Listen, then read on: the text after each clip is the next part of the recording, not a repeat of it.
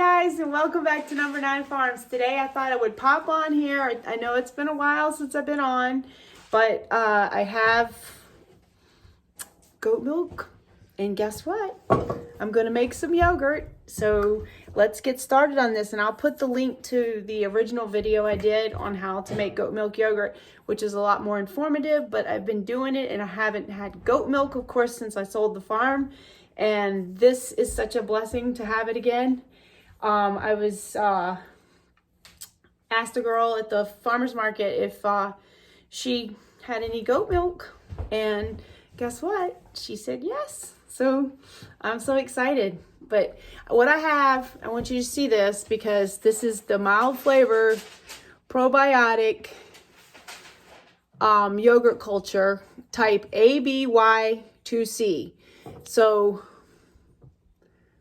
if you can see that right there, but I'll put the link. It's at getculture.com, and this is what I've been using forever. The yogurt came out amazing, and I already have done one, and I've lost the light here, so I had to use this light in the background. But let's go ahead and get started. So first thing, of course, I always do before I start any milk project is smell it.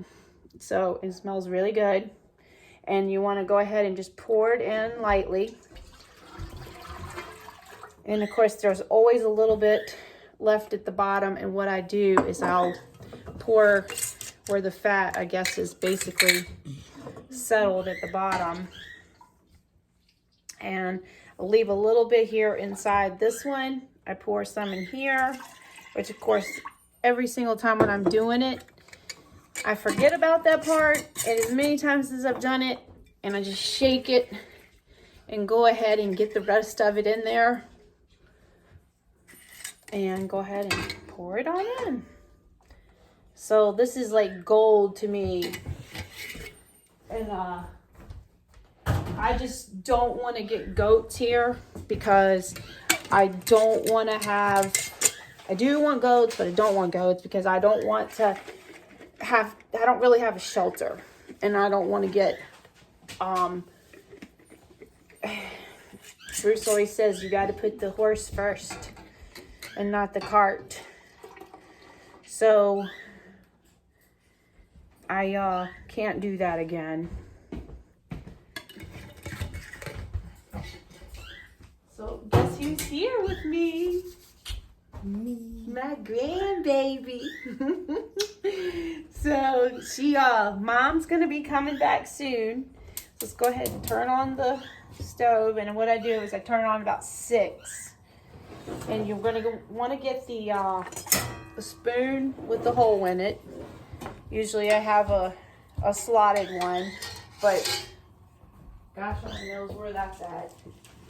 Still unpacking after almost a year.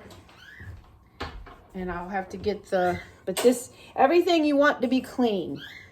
So make sure that doesn't incorporate any other type of bacteria into it. So I always make sure that whatever I'm using, it's clean. So you can run in some like hot water or something like that.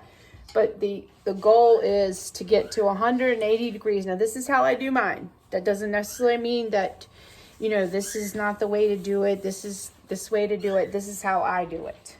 I go to 180 degrees. I stay at 180 degrees. And once I'm at the 180 degrees, I hold it between 5 and 10 minutes. Usually if I can go 10, because I don't want it to creep up on the temperature. So I keep it at the 180, and usually by that time I turn the knob down to 4, so that it doesn't get too hot. I've got some of my chicken legs over here cooking from the chickens that me and Bruce butchered back in, I don't know, what, about a month ago, Skylar? Maybe about a month ago? Well, we did all the chickens down there. Oh yeah. A little bit about a month ago.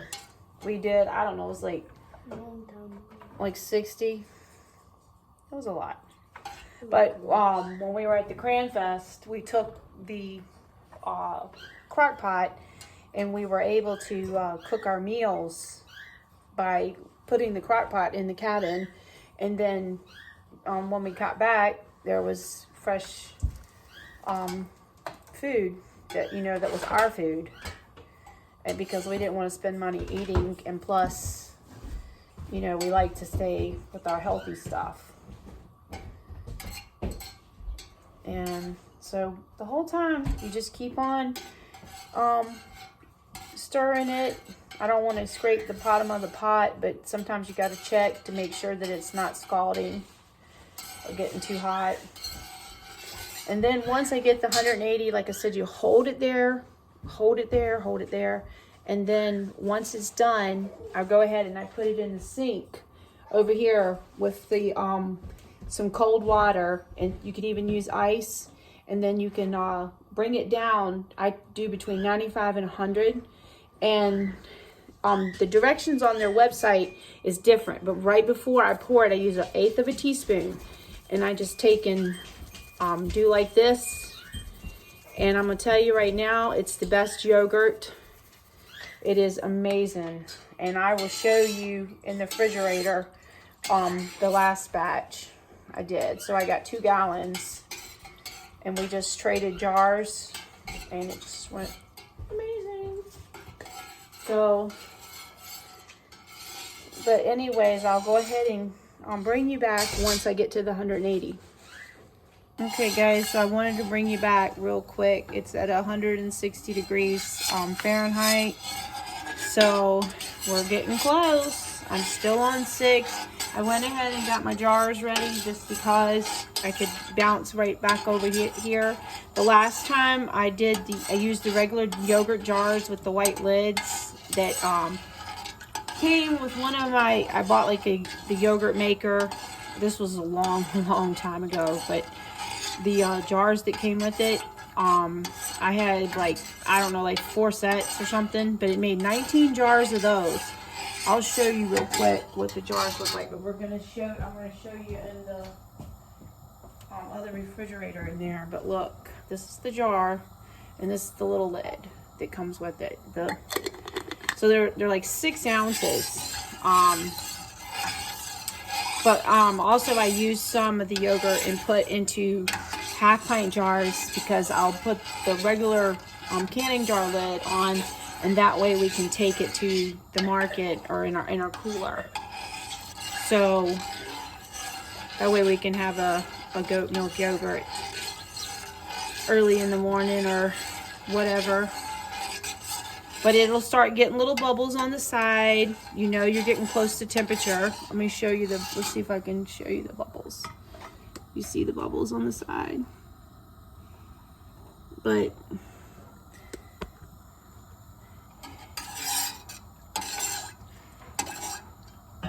it's so much fun. And it goes quick. That's the thing. It's like, you know, and the yogurt lasts forever. I mean to tell you, like the yogurt was left in the refrigerator when we had to leave because we didn't have enough space. But my husband went back in January and he brought everything back out of that refrigerator that was still left over at the farm. And when he brought it back, Cooper literally ate every one of them. Well, that was several months. And so, like I said, and there was like, I know there was like 1 left in the refrigerator until like, I don't know, maybe May or something like that, a couple of them. And Cooper's like, oh, goat milk yogurt. So he ate those 2. But they did not have mold on them or anything, and they were just fine. But I'm at 171, so let me quit talking so I don't miss my mark. Okay guys, we made it to 180. Woohoo!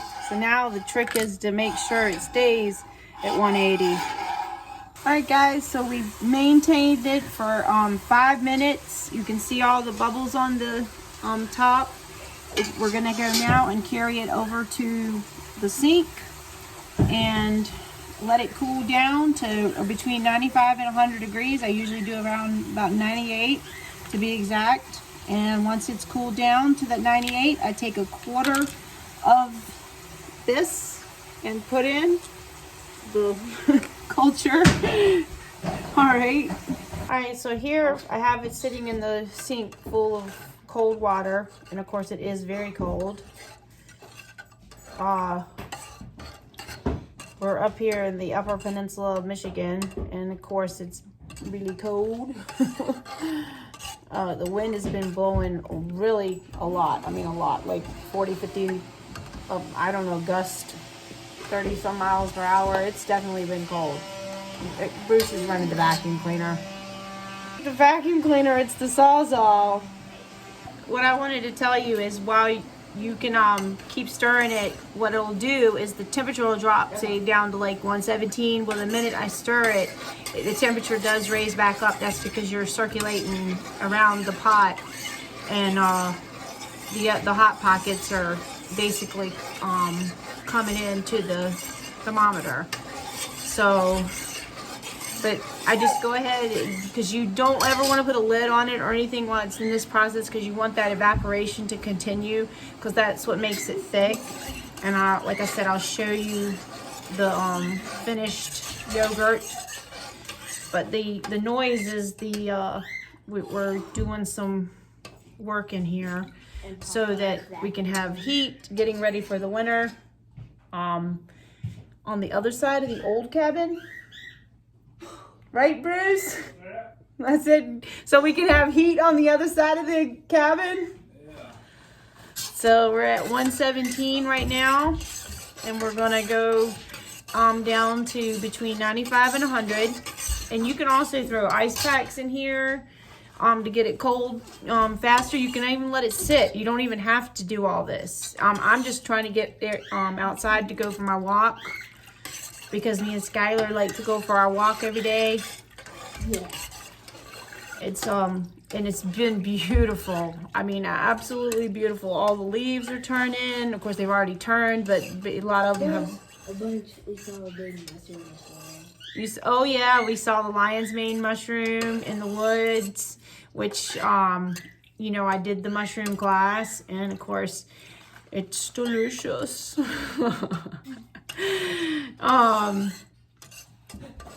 Everything, you know, we've just been so busy. I never in my life thought I'd be working so hard every week, but we're trying to get all the produce finished. I still have a greenhouse full.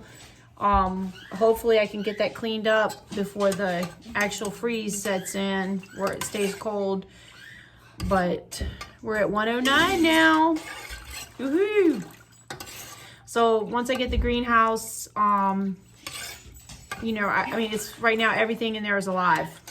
I mean, it's amazing, because my celery, I still have more celery to get. I still have lots of kale out there, collards, kohlrabi. Let's see, some of the, of course, the rosemary. And all the tomatoes, and pretty much there's a few peppers, but I brought those in, and there's some in the greenhouse. So try to save some over winter, but I don't know, because you know it does get down to like -20, and sometimes even colder. So we'll see. But once I get to that temperature, I'll bring you back. All right, guys. So it's at 97 degrees. Sorry for the vacuum, but you use a quarter of a teaspoon for 1 to 4 gallons. You never really want to pour it over the container, because you might, you know, sometimes it gets clumpy and it'll dump out on you. But anyways, normally I just go ahead and do like that. And then you have a quarter teaspoon, and I just kind of sprinkle it right on over the milk. And then I always stir it around a little tiny bit, kind of like chopping, kind of like, I don't know how you want to call it, just like this. And I'm gonna go ahead now and pour it into the contain the jars. My goodness. Okay, so now you just want to take your spoon out that was already in there because you're done stirring, and you just want to fill up your jars. And I really am pretty fast with this. I don't really worry about it hitting the sides. And once you want to put the lid on these jars, because one, you can vacuum out your dehydrator too, but I used to do it with leaving the lids on, and I found that it didn't get as firm with the lids off. So I started putting the lids on, and also like those little tiny pieces of herb and stuff that you use in your dehydrator doesn't like blow into your jars. But I found that it became firmer by leaving the lids on. Plus I could stack more into the dehydrator, because there's been times I've had 2 dehydrators full. I'll have 4 gallons of the goat milk yogurt, and I have a bigger pot that I've made it in as well. So anyways, I'm gonna go ahead and get these filled up, and then I'll show you the tops on, and we'll be putting it in the dehydrator. Guys, so I have them all finished, filled up, and now I'm just gonna go ahead and cover them. We're gonna walk over there with the tray to the dishwasher. Oh my goodness. To the dehydrator. Oh, let's on the, okay, so there's one more over here. And now I'm gonna get the lids for the half pints. So let's carry it over to the dehydrator. All right, I'm gonna put these up here, and you just wanna fill up your dehydrator, just like so, as fast as you can, so we can make that walk. And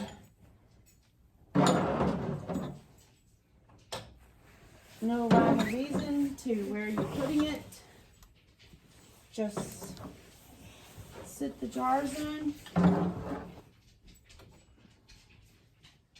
This is kind of like my dehydrator station over here.